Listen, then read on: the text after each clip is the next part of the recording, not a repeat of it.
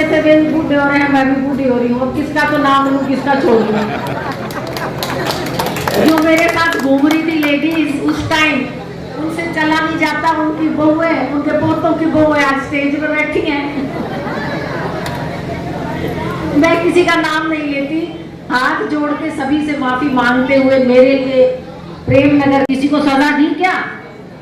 जो बच्चा आज से 10 साल पहले 30 साल का हो गया था वो आज ओवर एज हो जाएगा, नौकरी नहीं मिली उन बच्चों को।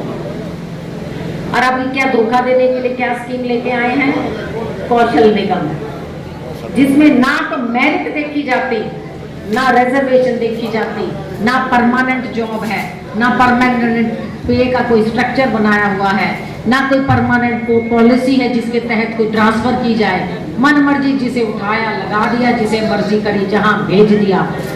इससे ज्यादा गंदा मजाक ये हमारे युवाओं के साथ कर नहीं सकते थे। तो मैं ऐसा मानती हूँ आने वाली 5 तारीख को जो युद्ध होने जा रहा है वो न्याय युद्ध है। हमें मिलजुल के अपने बच्चों के लिए ये न्याय युद्ध लड़ना है। हमें उन किसानों के लिए ये न्याय युद्ध लड़ना है जो 1.5 साल बॉर्डर पे बैठे रहे और उनके आगे क्या किया? कीले बिछा दी, दीवारें खड़ी कर दी।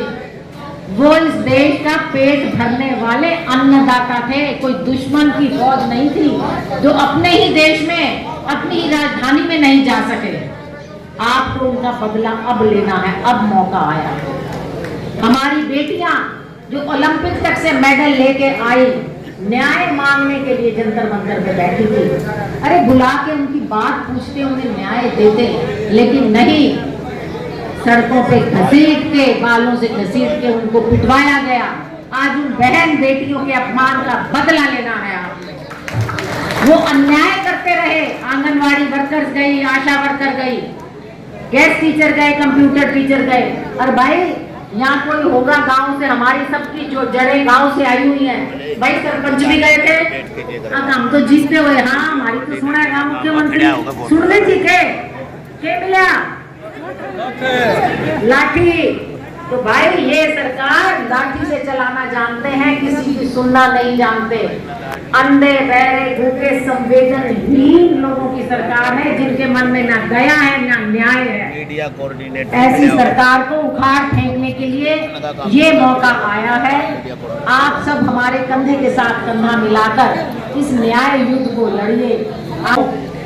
जो 3 घंटे से आपने यहाँ हमारा इंतजार किया इस गर्मी में, उसके लिए मैं आपका दिल की गहराइयों से धन्यवाद करती हूँ।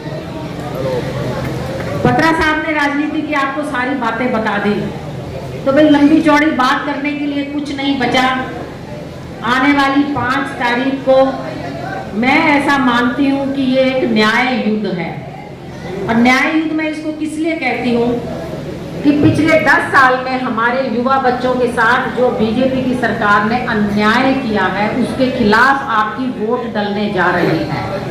5 साल में एक बार मौका मिलता है ये वोट डालने का, और ये एक मौका खो दिया फिर 5 साल भुगतना पड़ता है।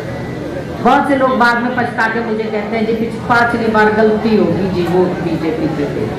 ऐसा मत करना। 10 साल नौकरियों का क्या हाल रहा मुझे बताने की जरूरत नहीं है। जितनी नौकरी की एडवर्टाइजमेंट निकलती थी अखबार में, बच्चे तैयारी करते हैं, फॉर्म भरते हैं, और क्या पता लगता है पेपर लीक हो गया।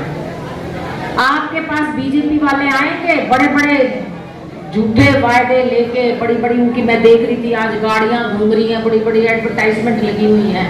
उनसे एक ही बात पूछना कि 10 साल में आपने किसी एक अपराधी को पकड़ा?